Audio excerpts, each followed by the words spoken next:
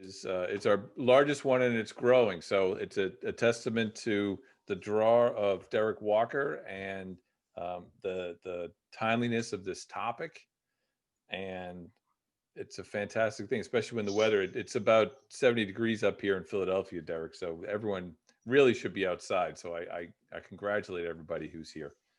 Um, Those of you who don't know me, my name is Joe Glennon. I'm a member of the faculty of the Department of Advertising and Public Relations. And as of July 1, I became the department chair. So, so my role has shifted a little bit from teaching 4 classes to teaching 1 class, and then helping set up things like this to just introduce new and interesting things to the wonderful world of Temple advertising. This is our final guest for the fall semester. I anticipate doing something similar in the spring. So if you guys have any people that you want to see, any potential topics you want to have covered, please let me know. The wonderful, wonderful thing, there's so few good things about what's going on in the world, but one of the great things is time and space really don't play a role anymore. So Derek's down in South Carolina. He and I have never physically been in the same place before, but we're bringing him here. It's fantastic. So again, if there's somebody, anybody, pick somebody with the right emails, we could probably get anyone you'd like to see. I mean, if I had a wish list, I'd put Lee Clow at the top. It may take a little doing to get Lee Clow here, but you don't know till you know, right? So again, if there's somebody you're interested in, shoot me an email. I'm going to throw it in the chat as I type around my microphone. Well, while you're doing that, hello, everyone. Nice to meet you. I'm going to give you Rob Schwartz, CEO of Chiat Day, TBWA Chiat Day, New York. Great guy to have come talk. That's right, and he's even in my notes for your introduction, which is fantastic. So that's it. So enough of me, because you guys can deal with me on a daily basis. We got Derek here for about an hour or so before the barbecue talk. So let's take advantage of that time. I will say that Derek and I have never been in the same place before, but we shared an arena, and that was Rob Schwartz's podcast called the Disruptor Series. Write it down somewhere. If you don't have a pencil, lipstick on your mirror. The Disruptor Series, Rob Schwartz, he is the CEO of TBWA Chiat Day, and he brings on some of the most interesting, thought-provoking guests. I listen to it whenever it comes out. The dogs go crazy because I take them for an extra long walk because I want to hear the end of it. Derek was on there maybe 2 months ago, and that's how he crossed my radar. And I heard him. He had such a bold, interesting perspective on the industry. And that's what I knew. I said, I got to have this guy. So I'm not going to say that he is the reason why we have the bird feeder, but I tell you what, as soon as the bird feeder emerged, I said, we have to have this guy.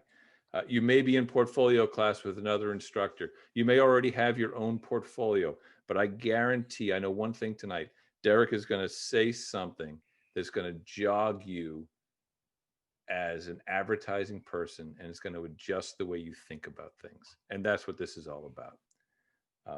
So relax. It's a bird feeder, so it's about feeding your soul, your mind, your imagination. It's not about, we're not putting you guys through the same sort of ringer we do through class. So just take a deep breath, kick back, get ready to be inspired by Derek. He can tell you all about his background, but again, if Rob Schwartz says this is a guy I want to talk to, he's a guy that we should all want to listen to. So with that, I'm going to turn it over to Derek. Derek, welcome to the Bird Feeder, and the room is yours. Thank you. Oh, don't go nowhere. I may need help. Hello, everyone. Derek Walker.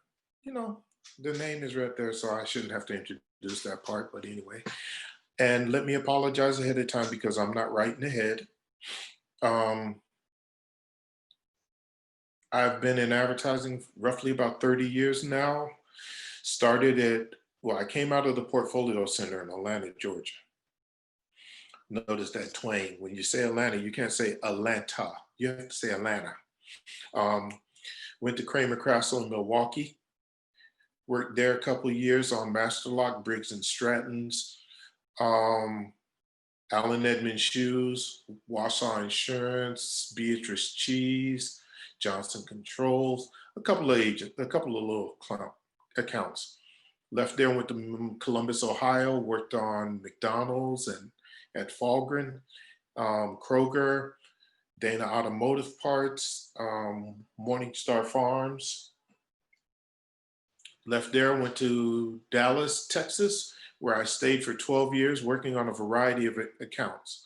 So I've been everywhere and nowhere. I also understand your journey as a student, because if you know the Portfolio Center, all it is 2 years of intensive advertising work and building your book. So we tend to, in Portfolio Center and Creative Circus graduates, tend to have a different perspective on books.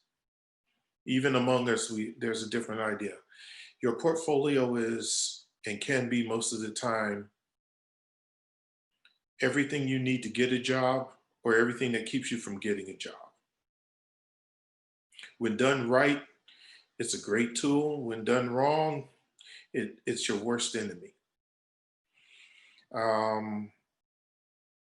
I like the idea, and let me lay this out for me, for the people like me looking for young creatives.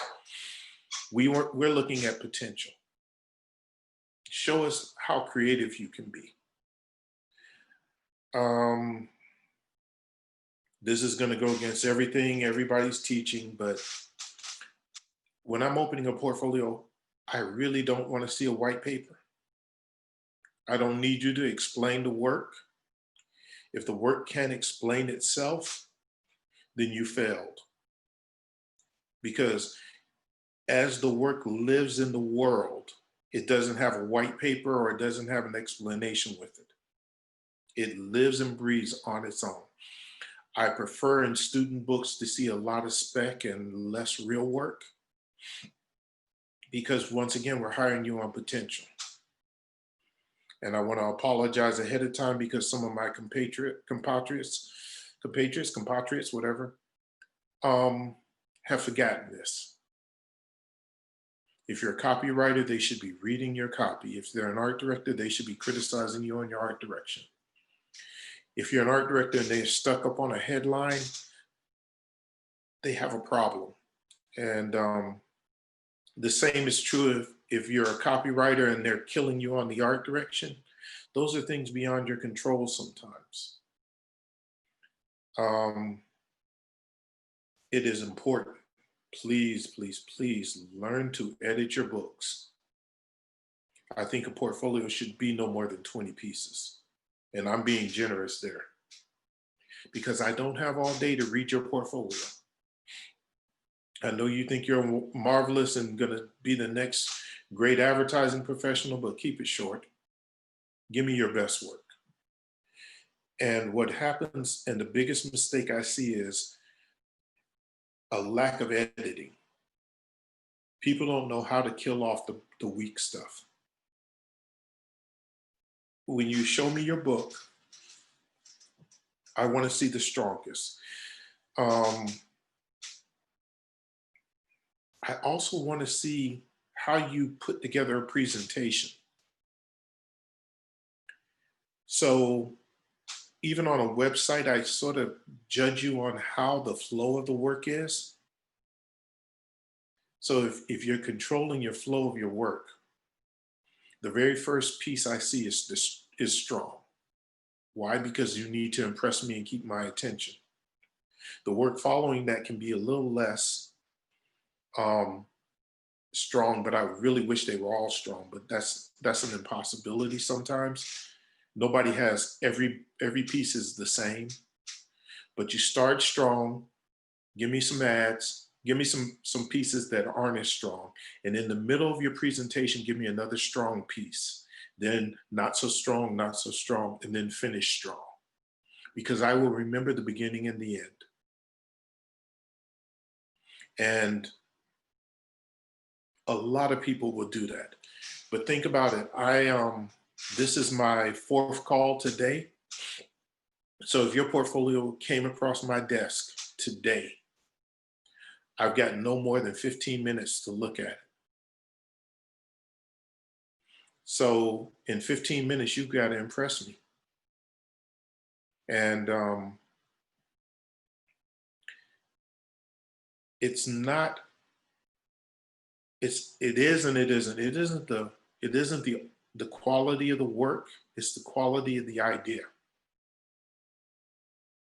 If you can't find an art director, then those stick figures will work fine if the headline is brilliant, if the idea is strong.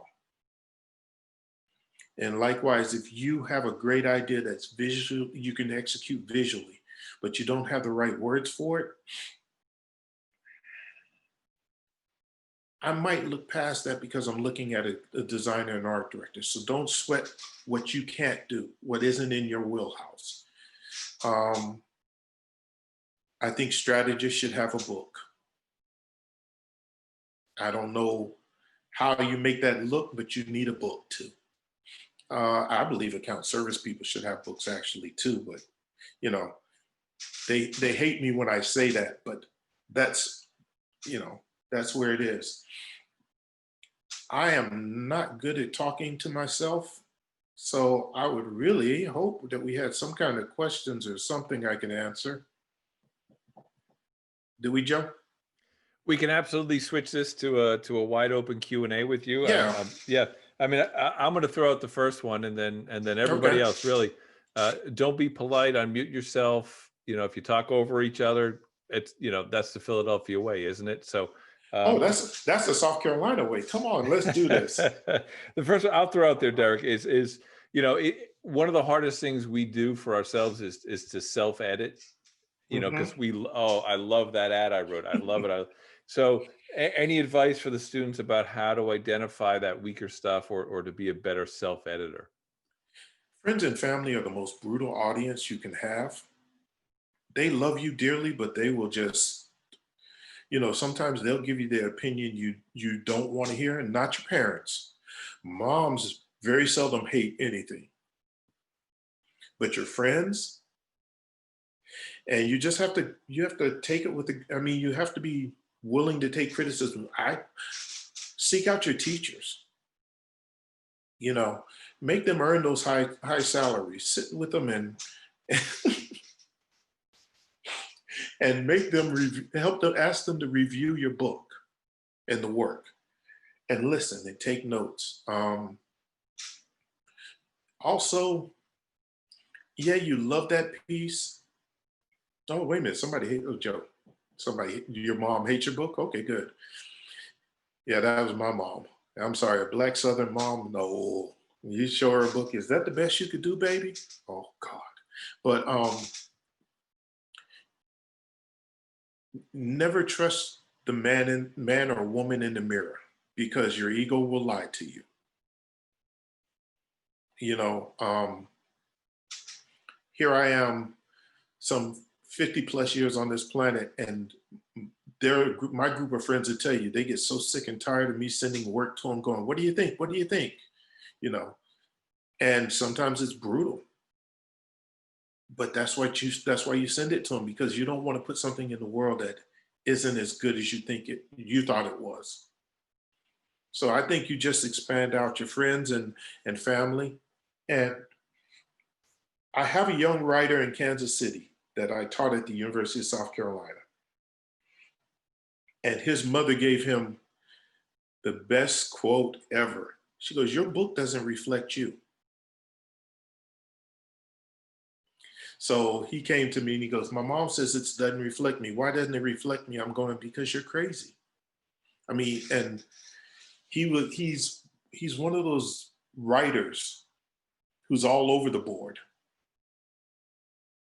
And his work was so tight and prim and proper, it didn't show his real ability. So he got some really good advice from mom, because she was, you know, it doesn't reflect you. Anyone else? Anything else? I have a question. Sure.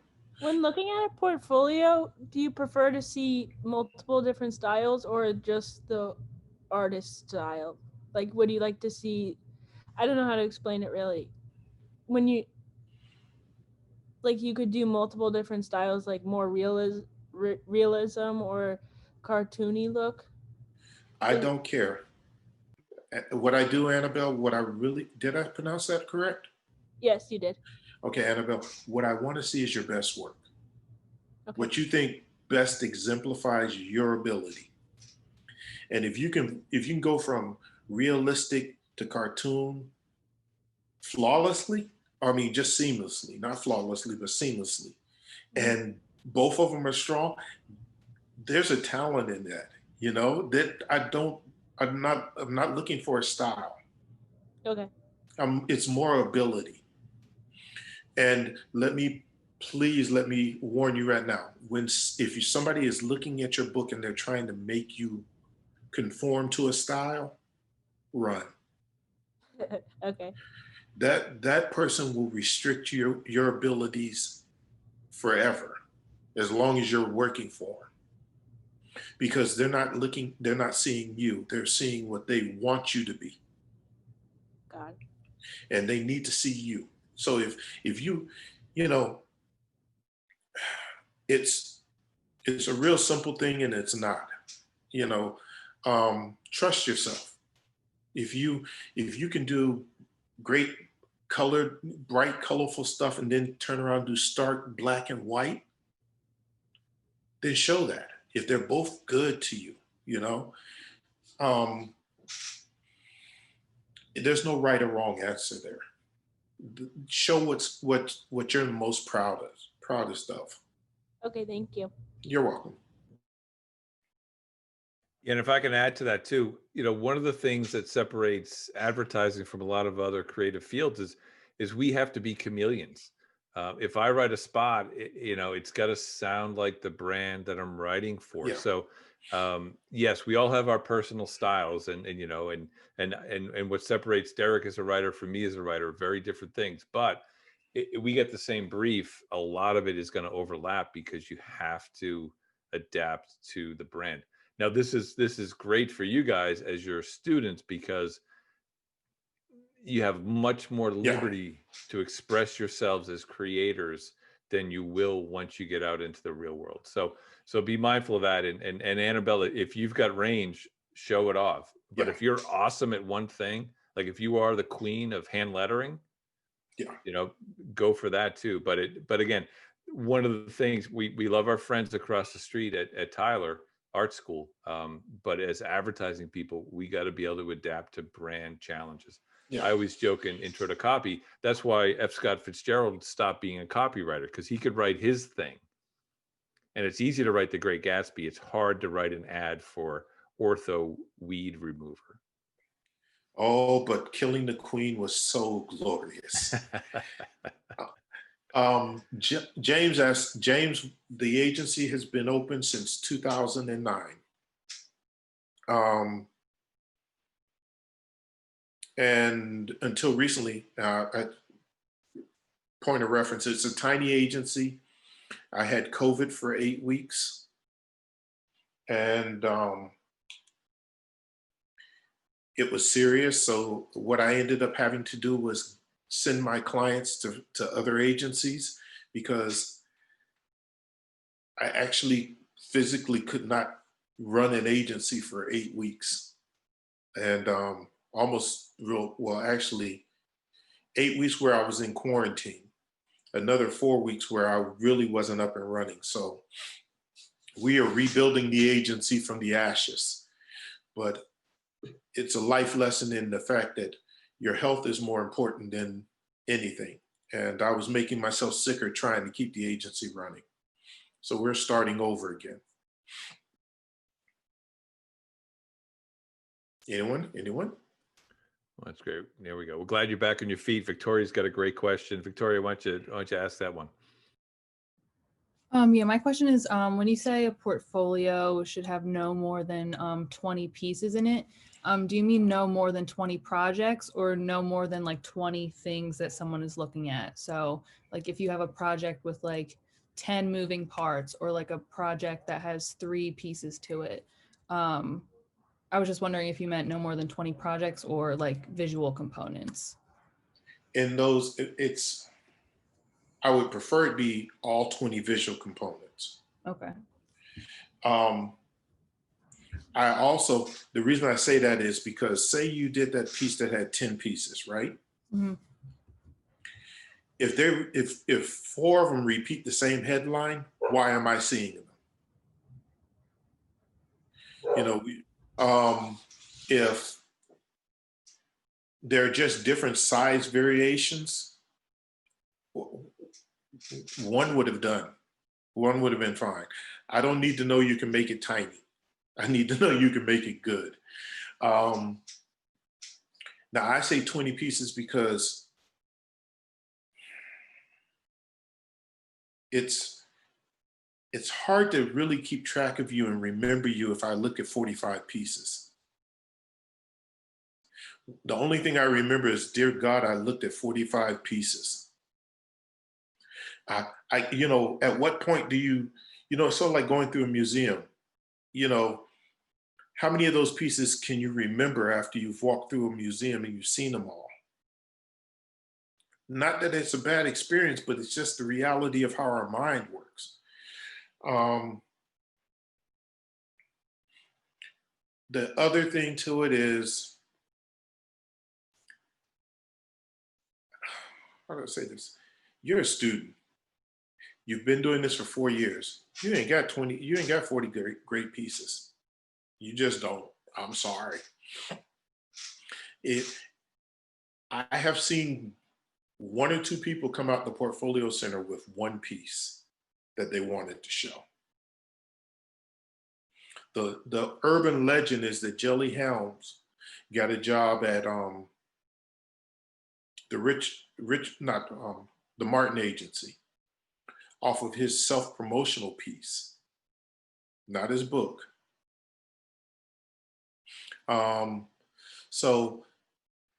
His book was beautiful, but I mean, his self-promotional piece got him the job. It was just brilliant. It was a check. It said, I hear the Martin Agency is hiring an art director for, say, $20,000. I'm butchering it. And it was a box. And that was on the cover. I hear the Martin Agency is hiring an art director for $20,000. And you opened it up, it says, who do I make the check out to? And the Martin Agency called him with a job offer. No book, no resume. It was that brilliant. You can have 1 or 2 spectacular pieces, but if they outshine so much, then it sort of hurts to put. Let me see how I put this. I know how to put this. If you got Beyonce singing, do you really need those squeaky other voices that can't carry a tune?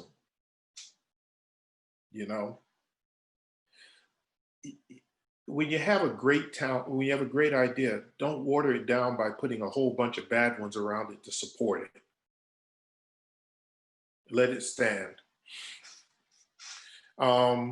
Let me go to James. James, why do you keep asking about my business? Why are you in my business, man? Oh, what was some of the hardships? To one day start my own business.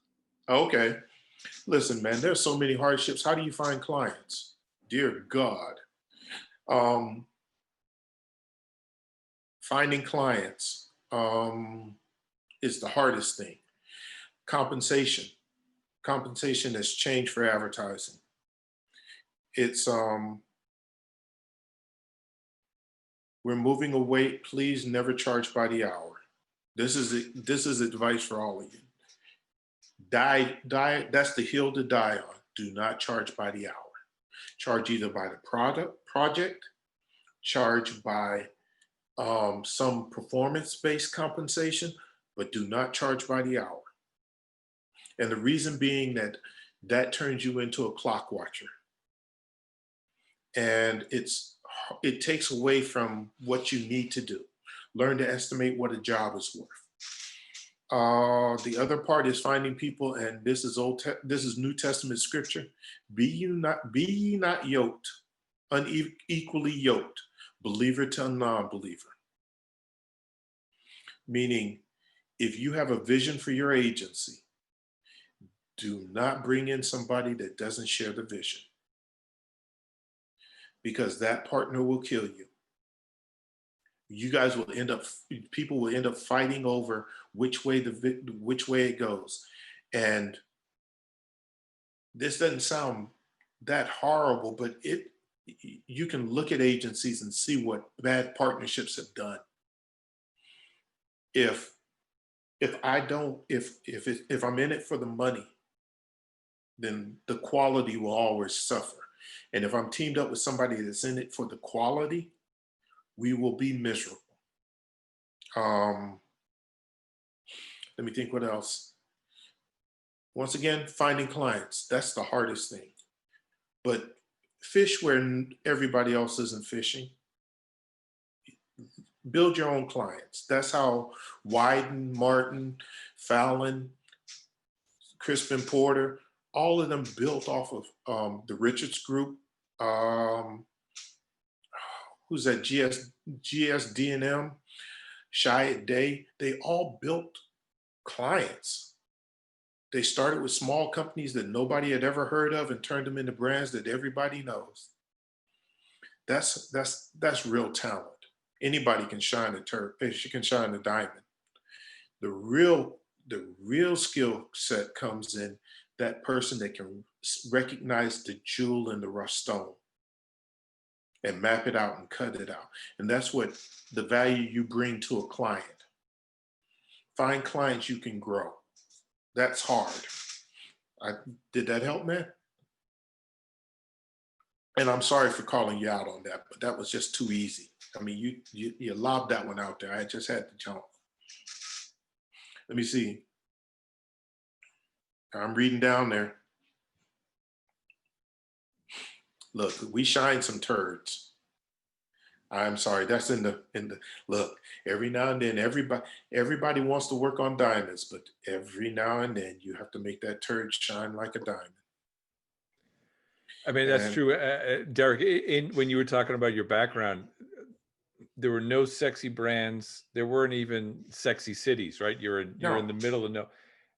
It's what you do with what you're handed that's going to define you as a creator, and there's no such thing as a bad job. No. There's a bad creative who takes a job and just says, this is only B2B, or this is only an industrial product. No, just everything is an opportunity for you to flex your muscles. I got a job working on Subaru, National Subaru account, because of the work I did on Case construction equipment.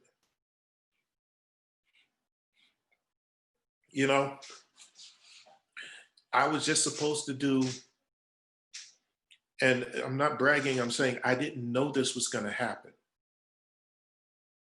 I just was, the only job I had that quarter was Case construction equipment. And I had a choice. We always have a choice. Do I do my best for this client, or do I just mail it in? And apparently my parents raised me wrong, that I approach each project like I got to give it my best. So here I am writing headlines and sweating the details on a piece of industrial equipment. And the ads came out pretty. They came out brilliant. And somebody noticed. That's the funny thing about advertising. You never know who's really watching out there. Wait a minute. How many elements on a portfolio page, like ad, packaging, logo, something? Come and explain that one to me, Alan. Yeah, I often see portfolios, Derek, that have multiple elements on a page within the portfolio. Mm-hmm. As I mentioned, they show their packaging, they show the logo, they show the ad, or could it just be confined to one element? I kind of like them separate, because how does your eye wander on that page when you put the 3 or 4 on there? That's a good point. The ad has the logo in it. So If you put the logo on the page and I have the ad with the logo in it, I got the logo twice. Let me see how the logo lives and breathes. Show me the logo and then show me how the logo lived in the real world. You know, I think the less is more. Here's the problem with the way we do our websites now. And I'm going to give you guys this one, and this is a freebie, and I want money for this. Why are you guys still showing portfolios without you in it? Why aren't you doing video on those portfolio websites? Your generation has such wonderful tools. And the best thing that could happen is, see, me, Alan, Joe, and a few others, a couple other people I've seen, we're of a different generation where our portfolios, we walked our portfolios into an office. We sent you samples, but we didn't send our whole portfolio. And that changes your mindset. I look at these websites where you put all your work out, and I'm going, why are you showing all your goodies at once? You know, make these people earn seeing your portfolio, so show samples. But the world has changed. So I'm sitting here going, well, why wouldn't you just take and video you presenting your work? Here's the opportunity to get in front of somebody and show your work and talk about it, instead of them just seeing your flat work. And I guess that I'm trying to make sure, Alan, to your point, I don't even know why I have to see a static piece of work now. I really and truly would love to see somebody go, you know what, let me film myself presenting the work. And that's a double whammy. You get to talk to people about the work, so you can talk about what you were thinking and everything. You're presenting smarter. Now, you will look like a genius when you steal this idea. If you think because no one's doing it. And the funny part about that is, no one's doing it because no one's done it. And we're of that mindset, but it's sort of like, some of y'all may not know the Far Side commercial or cartoons. But there was a Far Side cartoon. It was this hand-drawn simple cartoon. And there's one where the cowboys and the Indians are fighting. And the cowboys have circled their wagons. And they got the guns and they're behind it.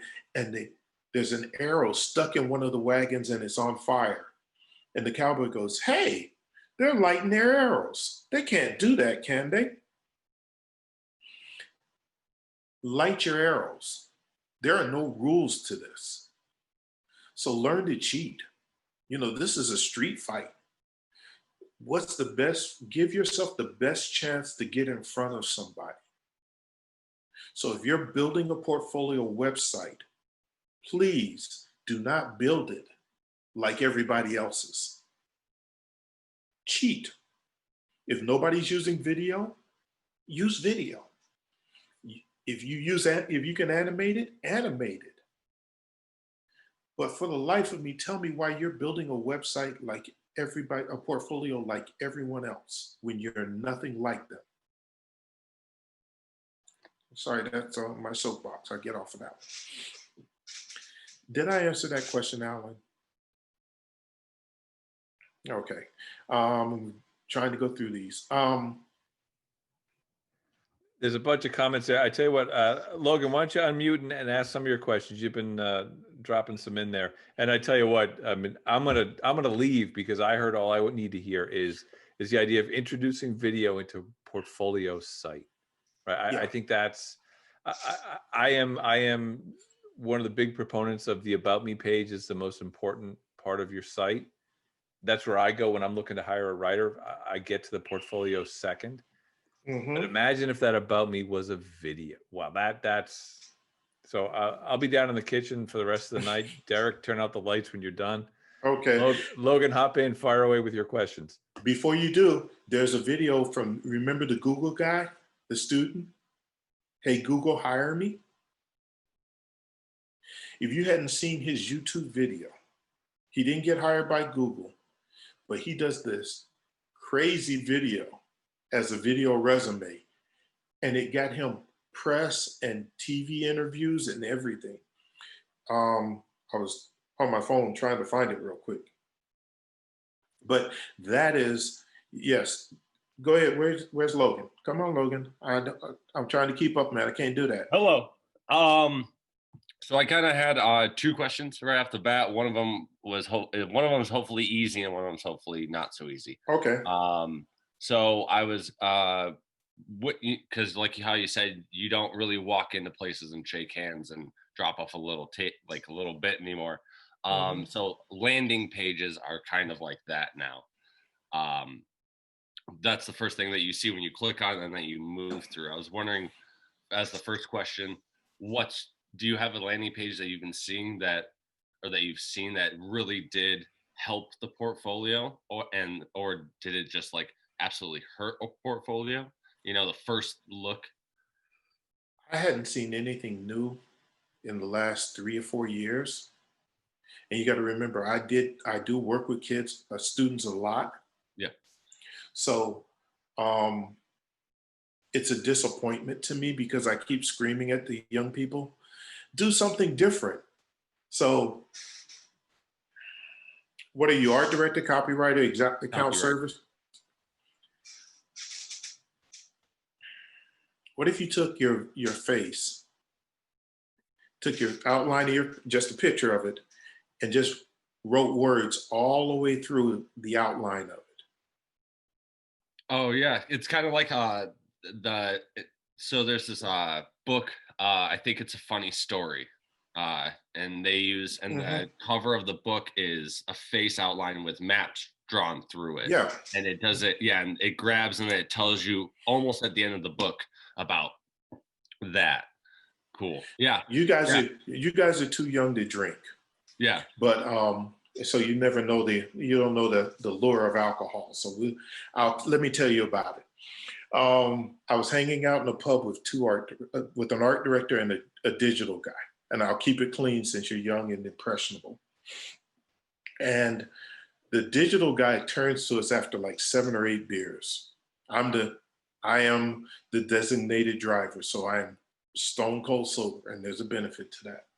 And he goes, D, and this is how drunks are. They either become friendly or rowdy, and he gets friendly. He goes, let me tell you who is the laziest employee that any business has. And I go, really? Who's the laziest employee that any business has? And he looks at me and he goes, the website. I said, what? He goes, the website is the laziest employee that any business has because it could do so much and it does so little. And the drunk art director goes, he's right. And they go on this rant for like 30 minutes about the potential for websites. Now the sober guy is sitting there writing it down, going, do tell, continue.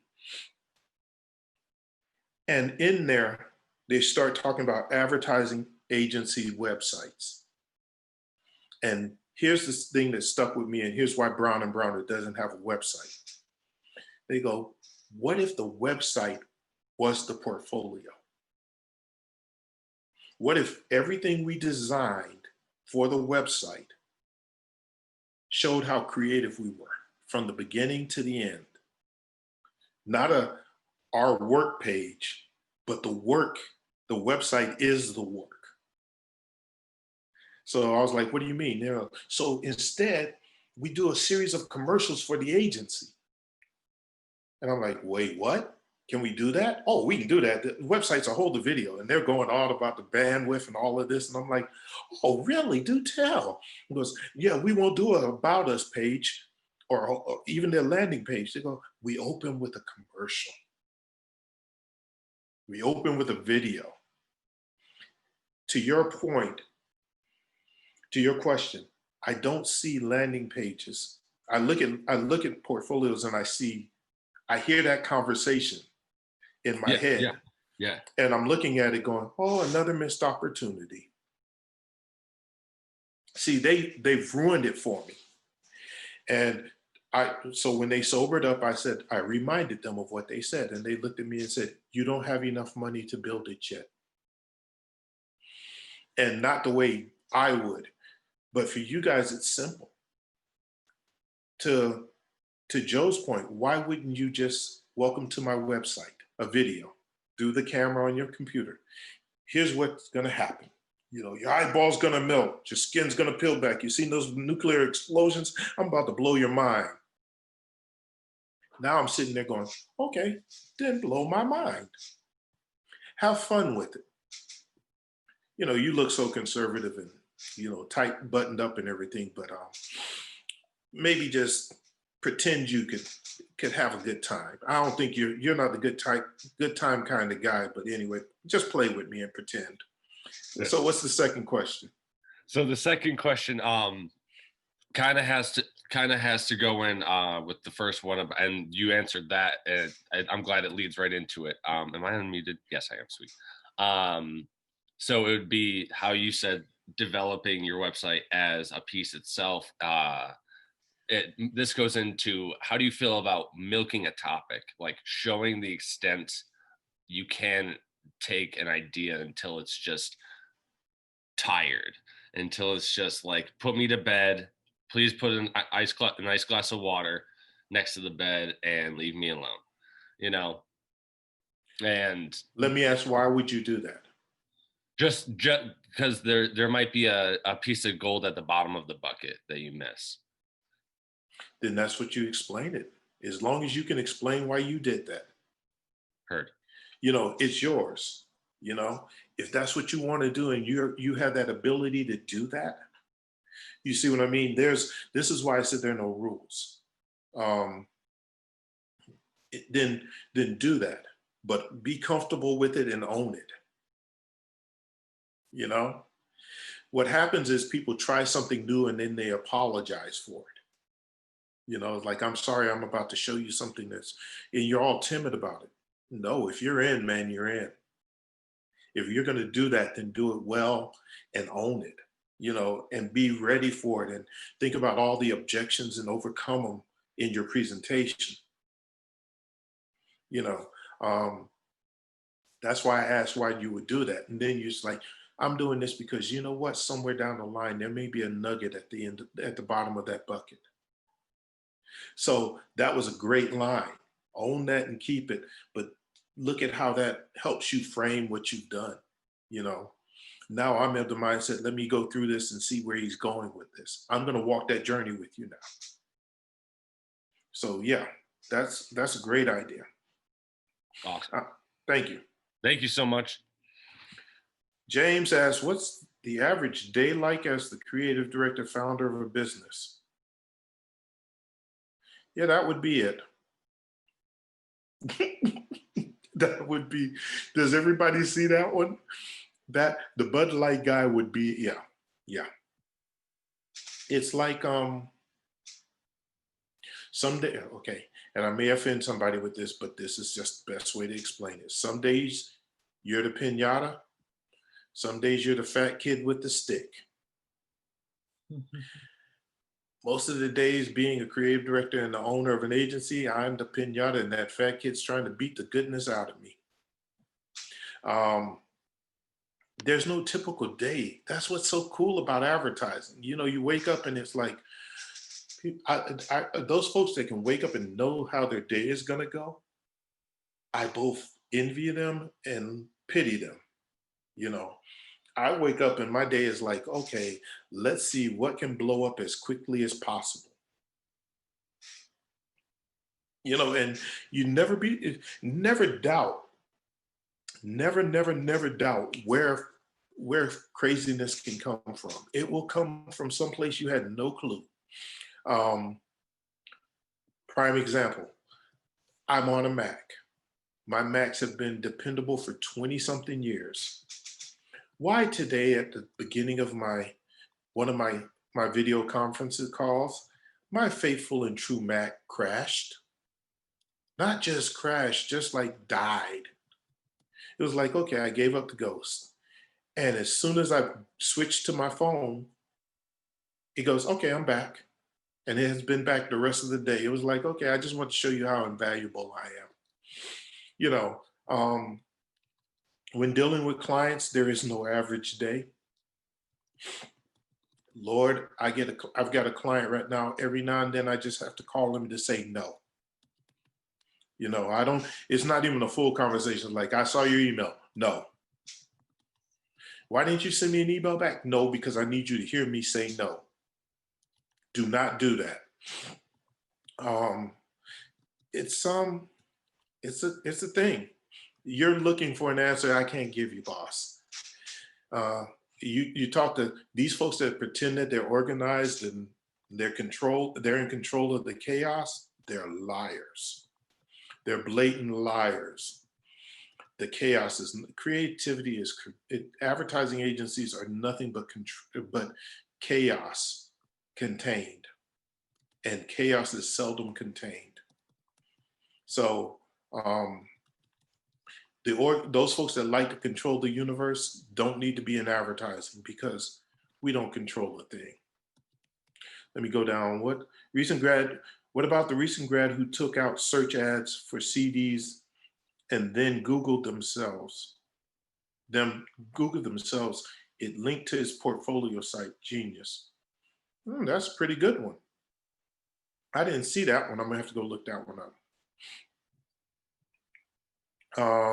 Joe talked about it. Okay.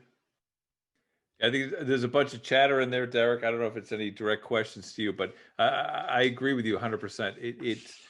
I say this, and I know Ben's here, and Ben's in my class, Ryan, and they're gonna roll their eyes. So if you can roll your eyes on Zoom, they're gonna do it. Good for you are remembered for the rules you break. Yes. For better or worse. And you know what? You take a shot. If you're authentic to yourself, just like you were saying, Derek, about, I don't see you in your portfolio.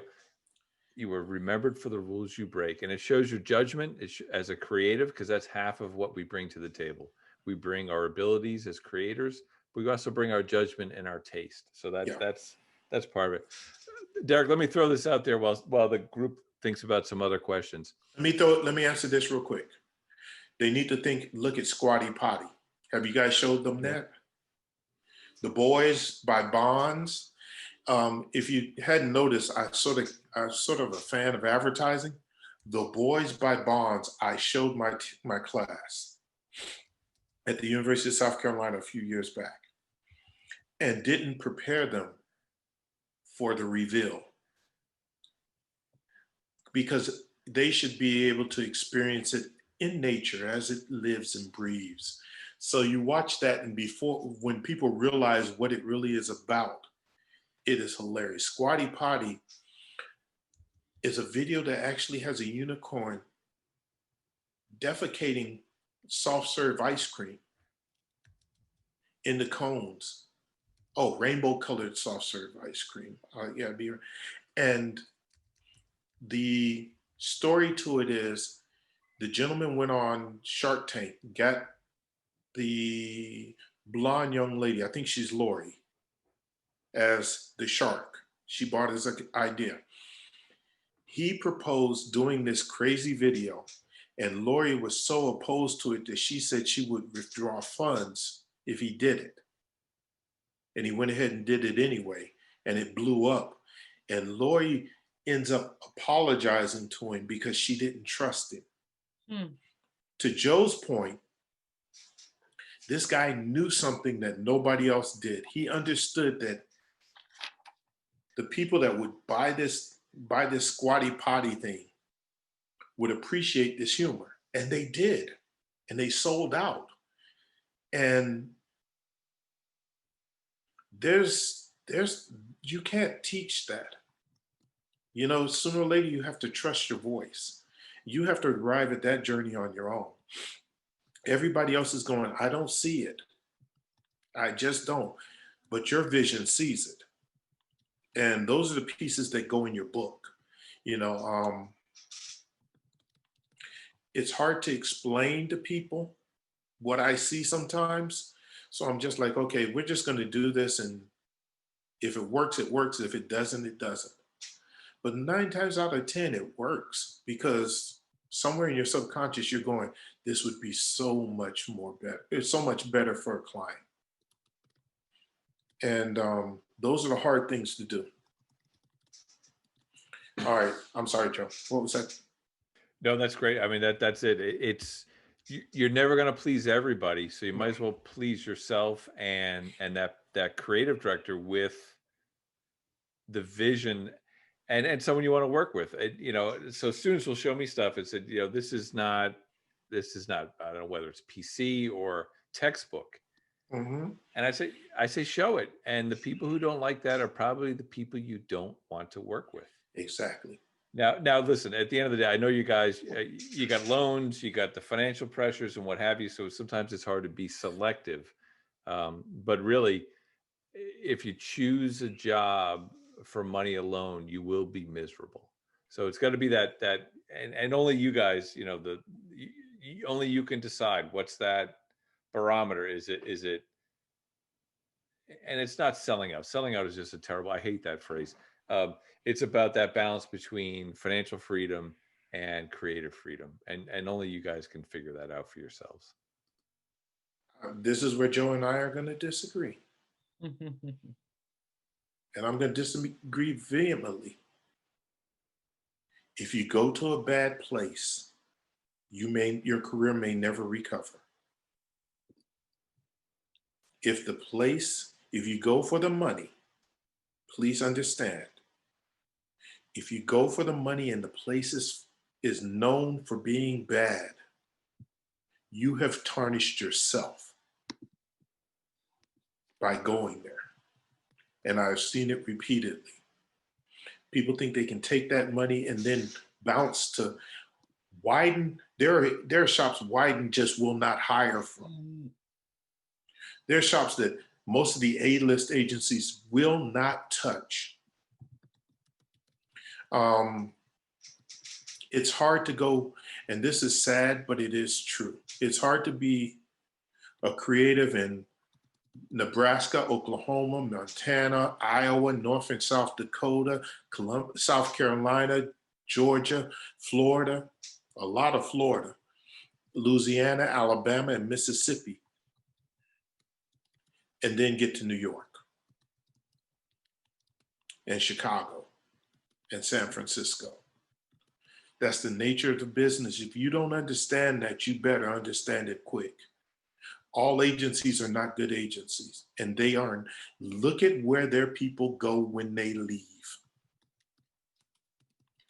The agencies break down into A, B, C, D, and F agencies, just like grades. If you start at an F agency, getting to an A is almost impossible. Now, you can be brilliant and do that, but I don't want you to go out into this world and think that just working in advertising is the same as working in advertising. And I was telling somebody earlier, I have an art director here in Columbia, South Carolina. She is amazing. But she's from Columbia, South Carolina. And the more she tries to leave, the more she sees that she can't, because her book is a Columbia, South Carolina book. And they are not seeing her potential. And they're not seeing her ability. So I'm working on a plan to help her get out of here. And that might sound strange from hearing a guy that opened a shop in Columbia, South Carolina, but look at how gray I am.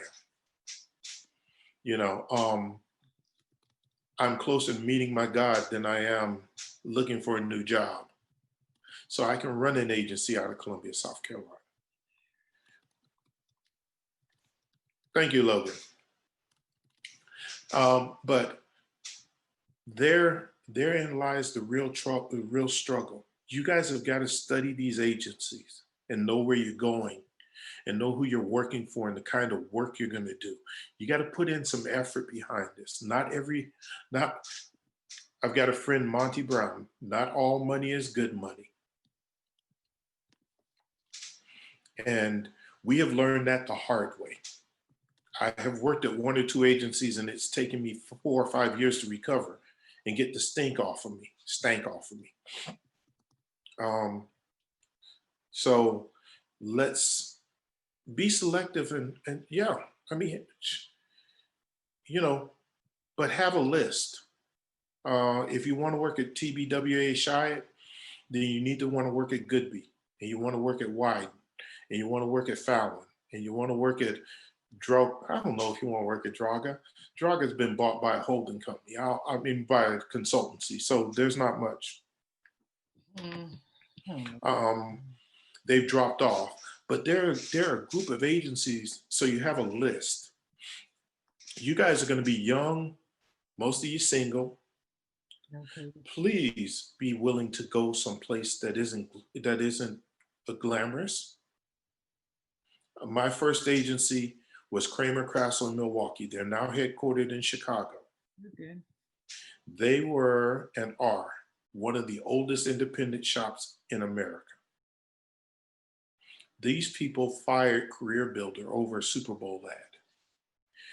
Now, getting to Chicago to work for them is difficult, but they're a great shop. And they still are independent in a sea of agencies that have been gobbled up. And you got to ask yourself, what's going on there that they can fire a multi-million-dollar client and keep going? Folks don't recognize VML out of Kansas City is becoming a better shop. They're just agencies you just do the research, pick up the books and start studying. I see Ben's question is the why you don't believe in vendors when it comes to ad age. We are never vendors. We are consultants. Vendors execute orders. I don't execute nothing. Clients come to me because they have a problem. Is your doctor a vendor? Is your attorney a vendor? Is your financial planner, the finance guy, the finance person a vendor? No, I am not a vendor. What I am as an advertising professional is I plead my client's case in the court of public opinion. I am their attorney. So why would you come to me if you're going to tell me how I'm going to try the case? And the best analogy to this is what my boss told this to a group of McDonald's franchisors. He says, what you're asking me to do is like you went to the doctor and you say, doctor, I'm coughing up blood, but I don't want a shot. I don't want a pill. I don't want an x-ray. I don't want a scan. I don't want any surgery, but make me better. What the doctor's going to say to you is, who do I notify as next of kin? You're sick clients are sick in some sense when they come to us. They want more attention. They need more attention from a target audience. They want to sell more. They want to build a better relationship with somebody. If they could do that themselves, then why would they come to us? And then they're going to come to us and tell us how to do it. That's what a vendor does. That's why I take offense when people say the client's always right. If the client was always right, why did they come to us? The client was never right. The client knows their business better than you. That's good. They should know their business better than me. I know the people the client wants to talk to better than them. We're in the human business. Advertising agencies speak to human beings. I don't speak to data points. I don't speak to research. I don't speak to analytics. I speak to human beings. And human beings are emotional, illogical, unpredictable creatures. If you don't think so, you've never been in a relationship. I have walked into that house thinking I knew what was going to happen. And no. Anybody that's ever been in a long-term relationship will tell you how unpredictable a human being can be. Nothing ever goes as you plan. So this is one of those things that pisses me off about what we have become in advertising, because we rely on data and research so heavily, but we've discarded human intuition, our understanding of what it is to be human.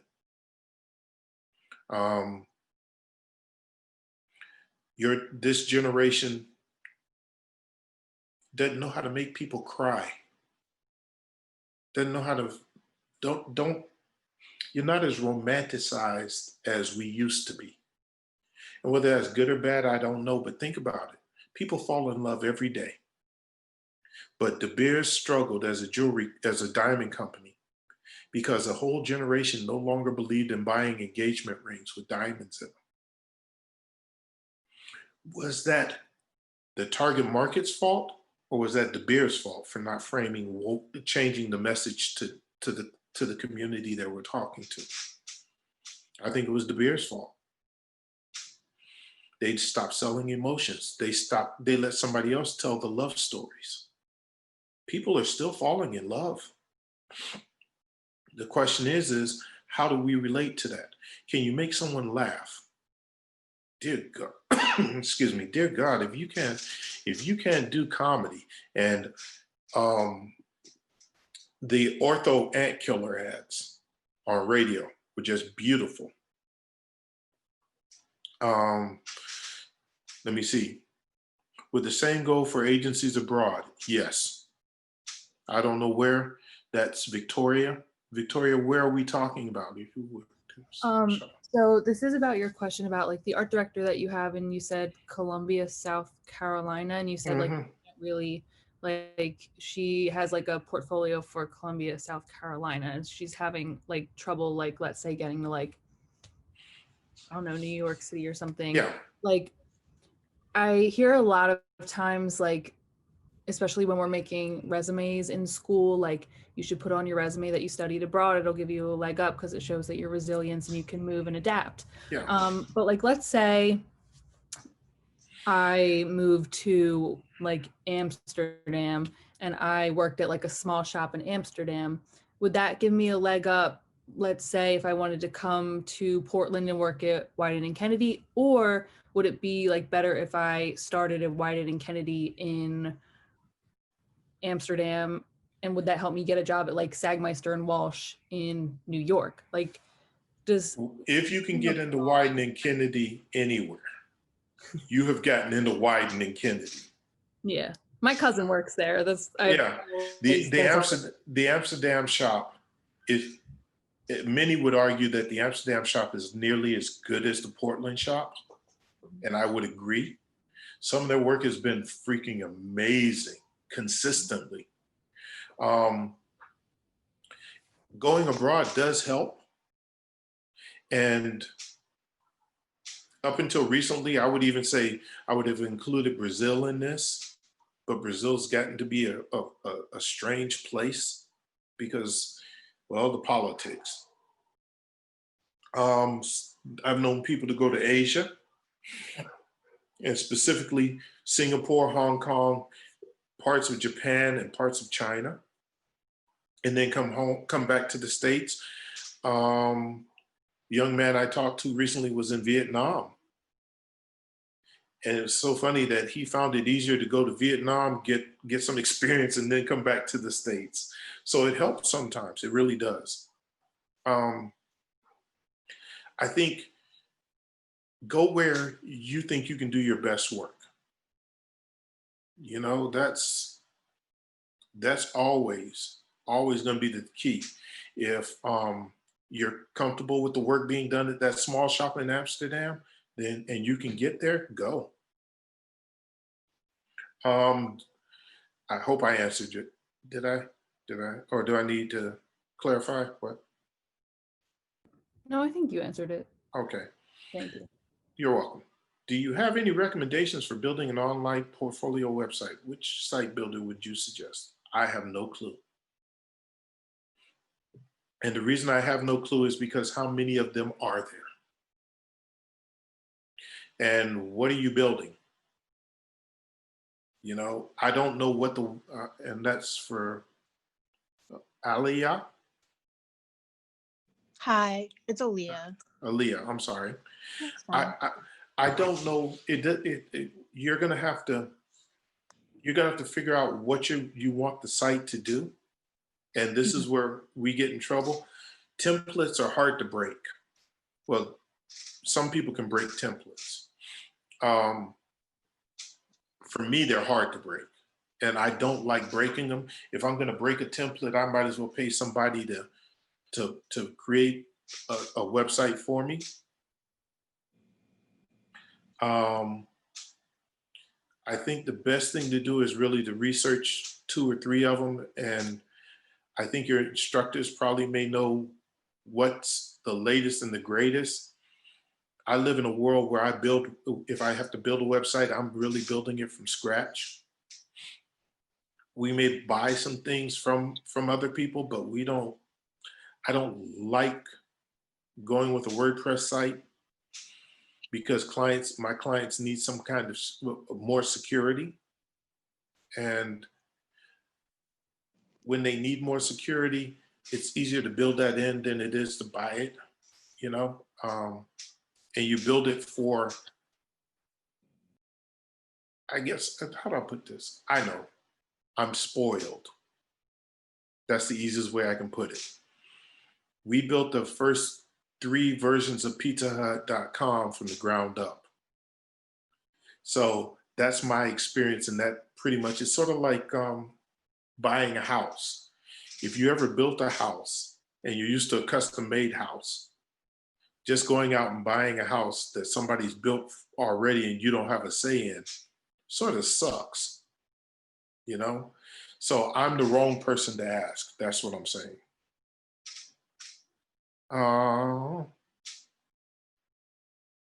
Alan's gone.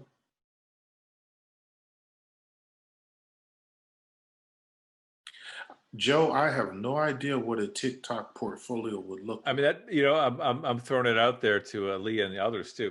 I've seen fantastic portfolios that live on Instagram. Yeah. You know, so and what Cheryl said, I'm going to amplify what Cheryl said too. It's really, that's a vehicle for you to get your stuff in front of other people.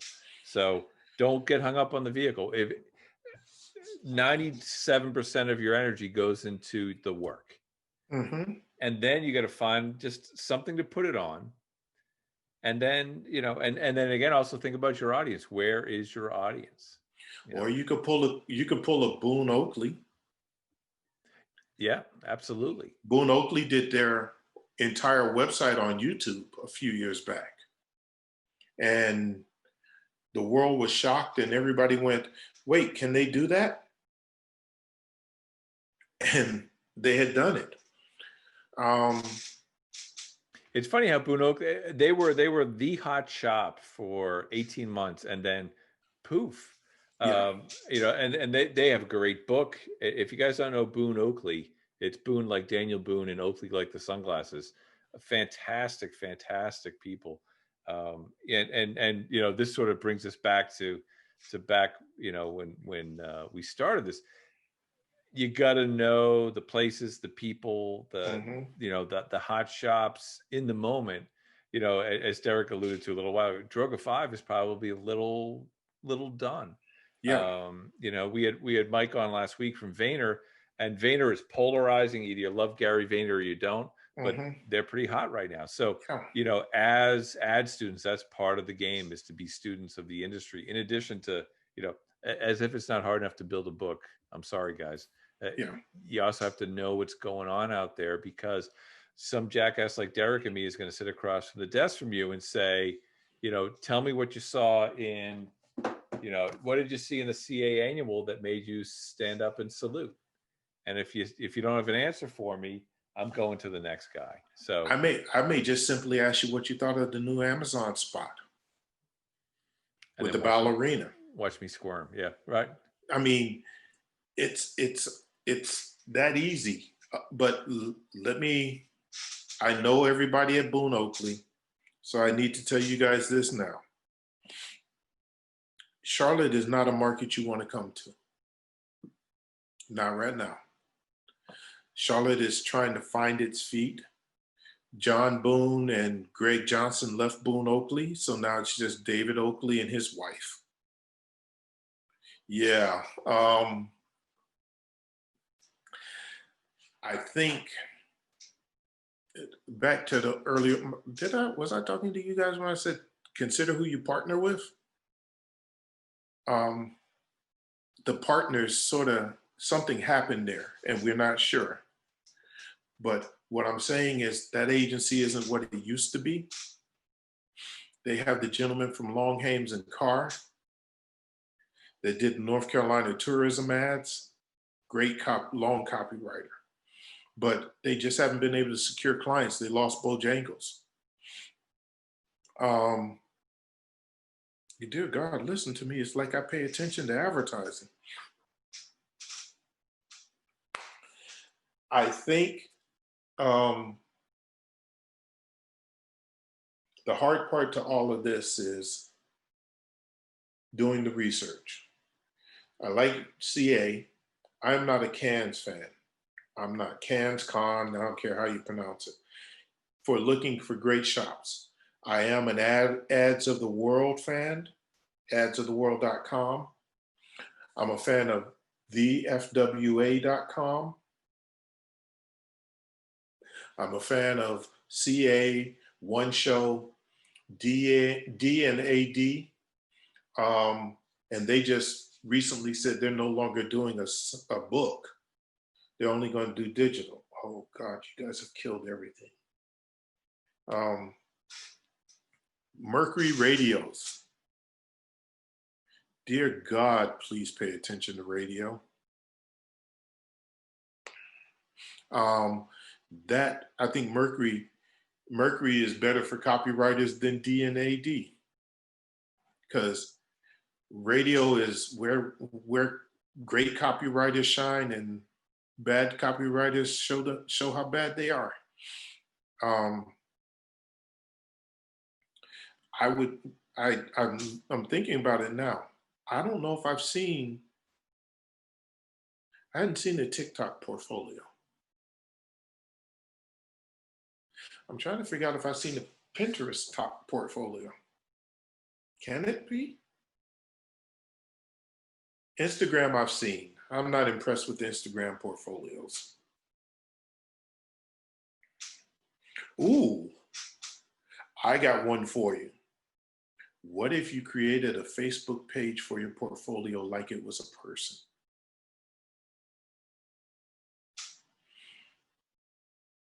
That would be interesting.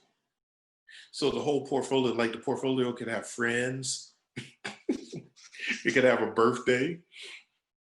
You have a relationship status. I mean, oh, that would be, oh, wait a minute.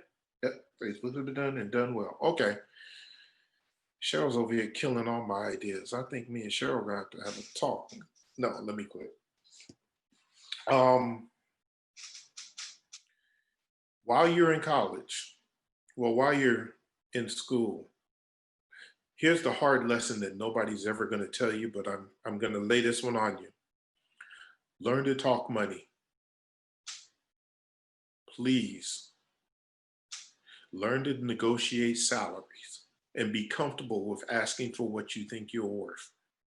Now, you may think you're worth 100,000, but guess what? Do your research and find out what people are paying for positions you're applying for. There are, oh goodness, there's the spreadsheet the gentleman did during the Black Lives Matters for salaries. So there's a Google spreadsheet of salaries that's floating around somewhere. Joe, if you can find it, cool. If not, I'll send you a link to it once I can find it. But that's really important, is to go to Adweek and the Drum. Both of them have databases on salaries, and find out what it is. Find out what's being paid, and it's going to take some legwork. But please don't move to New York on $20,000, $25,000 a year.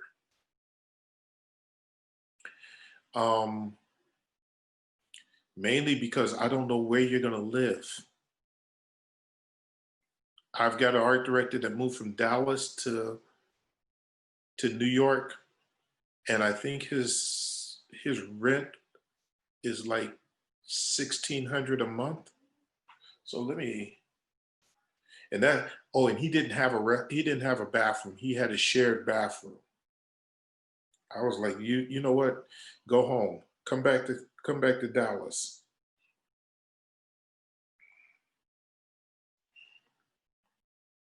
That's $19,200 in rent. If you accept the job for $24,000, that leaves you roughly $4,800 to live the rest of your life off of.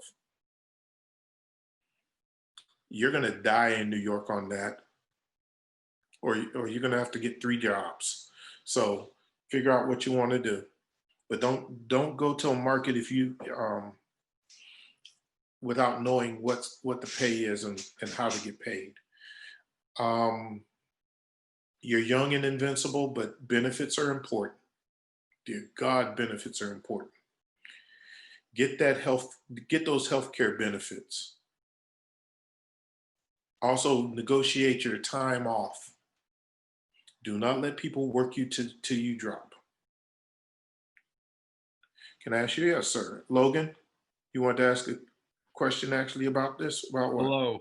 Hello.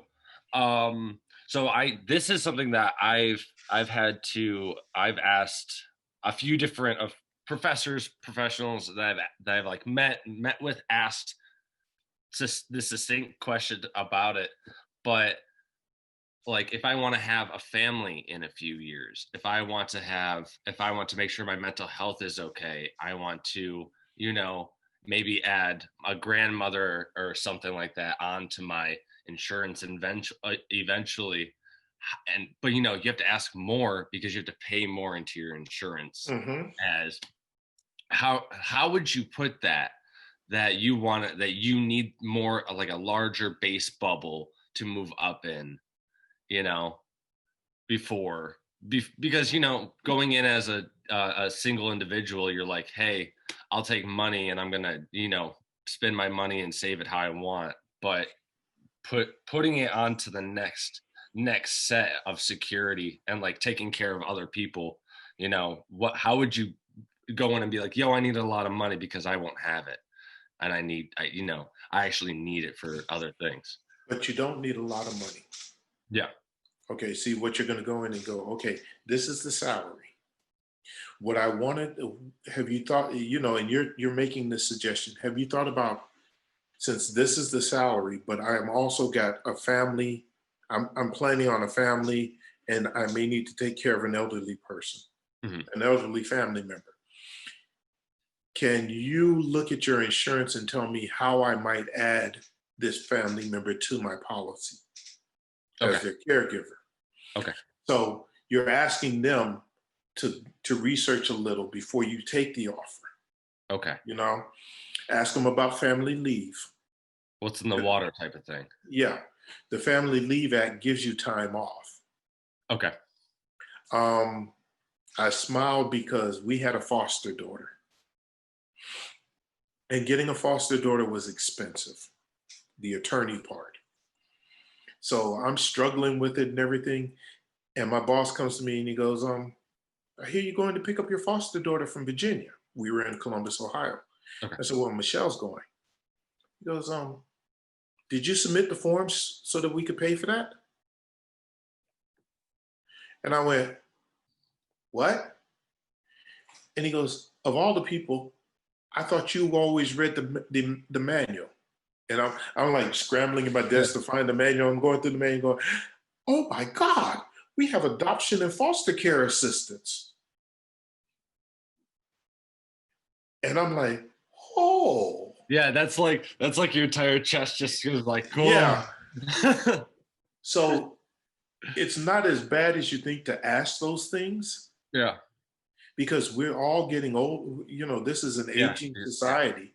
So we're all taking care of parents, or grandparents or something. So maybe put that on their mind and say, how can I add them? Because that's part of it, what's important to me. I've got to take care of my grandmother. She's my world. Yeah. Now, if they're without a soul, they won't care. And They'll you be need like, to yeah, know. there's plenty of grandpas out there. Yeah, you can get another one someday. Yeah.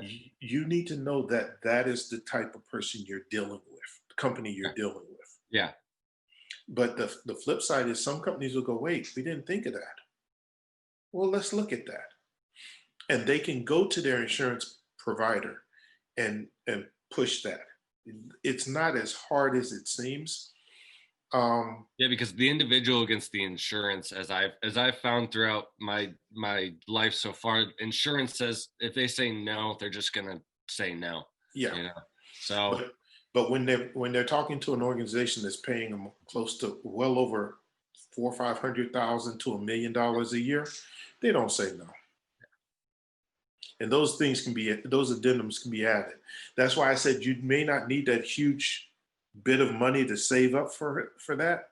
yeah. You may pay more in your insurance premium to carry them on there. If you're good with that, then negotiate that into your salary. Okay. Got it. But it's the art of negotiation. What level are you? Junior, senior? Junior, but I'm an old junior. I'm over the age of 26, so I'm officially an old junior, as they say. You're a junior. Pick up Dale Carnegie's book on how to win friends and influence people.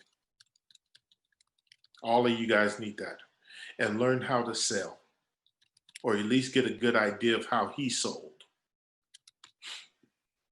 Because what that will do is then when you're in a negotiation for your salary, you get to understand how to talk. You're selling yourself. Yeah. So you need to sell that and package it together. And don't be afraid of a counter offer. Never accept what the agency first offers. Please, God, never accept it, because they are lowballing you. And they're like, oh. They're like, yeah. Yeah. Alex, let me get to Alex real quick. Alex wants Thank to know. you, Derek. You're welcome. I just had this book today. I recommended this book today, Alex. Damn Good Advice for People with Talent. Lewis, what's Lewis's last George name? Lois. George Lois. George Lois. That's a fantastic. We give that out as, instead of trophies, we give that out at our award show every year. Oh, that's a good trophy. Ogilvy on advertising, of course. Yeah. Learn about Bill Bernbach. The Bill Bernbach book is good. The one that very few people read, but I love, is From the Wonderful People Who Brought You Pearl Harbor, Jerry Delafamino. If you don't know Jerry Delafamino's story, this is how you do it when you have a huge set of testicles or ovaries. He was not in his agency. He was starting his agency and he wasn't invited to pitch this account. Well, the account was about to make a decision on who they were going to go with. And Jerry Delafamino calls up Adweek and Advertising Age and tells them that his agency has turned down the pitch, turned down the account. So he's getting these press stories about Delafamino is not accepting this account when he was never invited to pitch the account in the first place. Now, you can't do that in these days, I'm sorry, but it was sheer genius to think about how much press he generated by creating a story for himself. And he has always been good at that. Let me see. Small Giants is a brilliant book. Bo Burlington, I believe his name is. But it's about how big companies can stay thinking small. And that means you stay aggressive and you stay hungry and you stay connected to culture. And not that culture of drinking beer or just playing ping pong, but the idea that the culture is, no matter how big you are, you maintain the culture of the business. And that's hard for ad agencies. That's hard for any business. wait a minute, what's his name? How to Buy a Gorilla by David Merkel. I love that book. He's talking about the Cadbury Gorilla ad, a commercial. And if you've never seen it, it is hilarious. I'm not gonna ruin it for you. Go look up Cadbury Gorilla and just watch the video. I'm thinking anything else. Oh, please go to YouTube and watch Leo Burnett's When to Take My Name Off the Door video. It is probably the finest speech by an advertising professional you will ever hear. I'm thinking, what else do let's see. Lee Cloud doesn't talk much. Have you ever noticed that? He doesn't say much. I'm trying to think of, Pentaco's Everlast series is great. Yeah. There was, what's his name? John Clow? John Lee? That was at Wyden that did a Fortune piece on YouTube. That's pretty good. But the idea is, I know what I need to recommend, and I didn't. You guys are going to find this foreign, but there's this device called a TV set. And I need you to watch TV. Not on these little devices like this. This is an abomination for TV. This is an abomination. That thing behind me on the wall, that'd be a TV set. Watch TV on that. The reason is if I'm asking you to produce a TV commercial and you have no clue what TV is, you are not going to be able to do what you need to do. And a lot of what's already been done, there's no sicker feeling than to present work and then find out someone's done it 2 or 3 times. But that's happening. I mean, what was it? We had 2 asteroid movies come out in the same year, Armageddon and Sudden Impact or whatever that was. And they were actually the same movie, but nobody talked and they didn't know they were both making big giant asteroid movies striking Earth. So if you're going to do this, if you're going to do your craft, immerse yourself in it. And if you're not, then okay, then don't watch TV. Also listen to radio, pick up a magazine every now and then.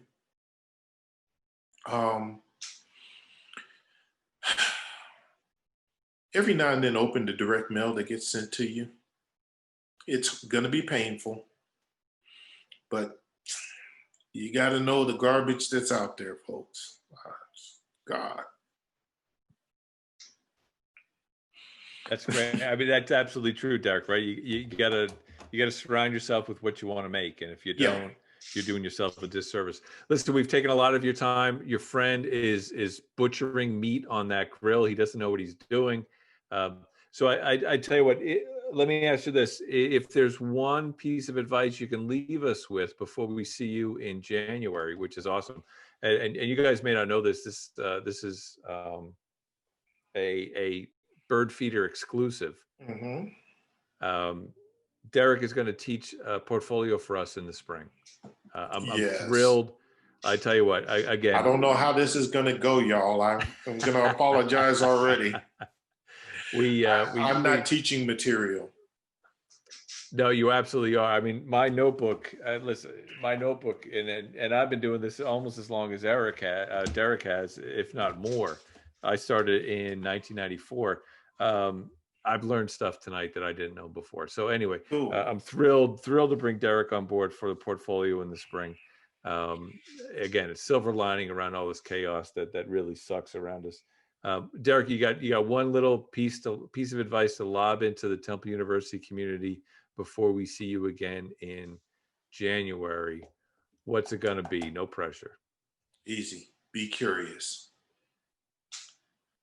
I would say fearless, but I don't think we understand what fearless means. Fearless doesn't mean you have no fear. It means you're not afraid to to confront your fears. So if you're curious and fearless, and please be curious, this is a wonderful world. And sometimes you just need to go to the mall or out in the street and watch human beings. Yeah, we're kind of strange lot. Um, I think those things make us great creatives. You know, we're curious about way too much stuff, and we're not afraid to present stuff that can be rejected.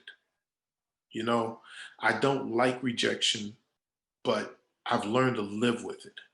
And how do you live with rejection if you never try anything? You got to be willing to lose to win. And a lot of people don't even play because they don't want to lose. Play because you want to win. So that means being curious and fearless. Um, and we're happy to have you in our tribe of advertising professionals. We need more young people, but we need the right kind of young people, and they need to be fearless and curious. So that's the best I got for you. And thank you for having me. Please, I'm sorry that I didn't add more. I'm sitting here going, this sucks so badly, D. This is a creative. You're watching a creative meltdown in front of you because nothing is ever good enough for us. And we're full of self-doubt and loathing. So you got to understand, I'm looking at this going, crap. And 10 minutes from now, I will think of something that I should have said. So that's fantastic. No, you're right. And when you're satisfied, you're dead, and you got to find a different line of work, because exactly. that's what drives us. Because, one out of three things that we make gets bought, which means the 66% kill rate. Mm-hmm. It's about resilience. It's about, and I love that, I just, I don't like rejection, but I've learned to live with it. That's, that is the advertiser's. Put that into Latin, etch it into marble, and that's, that'll be at the Advertising Hall of Fame. That's fantastic. Derek. That's going to be a tweet tomorrow. That's going to be a tweet. I got a tweet for tomorrow. There we go. Fantastic. You can sleep in a little bit longer. You get that first tweet. Yes. Thank you. Students, thank you. I hope you guys got as much out of it as I did. If not, well, tough, because, it's all about me anyway at the end of the day. Derek, thank you very much. I look forward to working with you in the springtime. Thank you. And again, guys, if you want to follow up, Derek is all over Twitter. He is not shy. And that's part of why he crossed my radar. And when I follow up with Derek tomorrow, the first thing I'm going to say is I need Rob Schwartz's email, because he's not returning my DMs, and we'll get him in here in the springtime. Well, okay. I'm going to message him tonight to do this. Great. Okay. And then I get you. I don't even have it. I don't know if I have his, because we always talk on Twitter. So I will get him one way or the other for you. Just let him know I'm coming to get him. I'm going to be his driveway next week. All right, fantastic. Right. Everyone, thank you. Derek, again, thank you very much. Students, don't be shy. Reach out to Derek, and if you got follow-ups, I'm sure he's happy to answer them. Yes. They got my Twitter or my LinkedIn Twitter. I'll be there. All right, there we go. All right. Thank you. Have a great night, everybody. Derek, good luck with the barbecue. Thank you.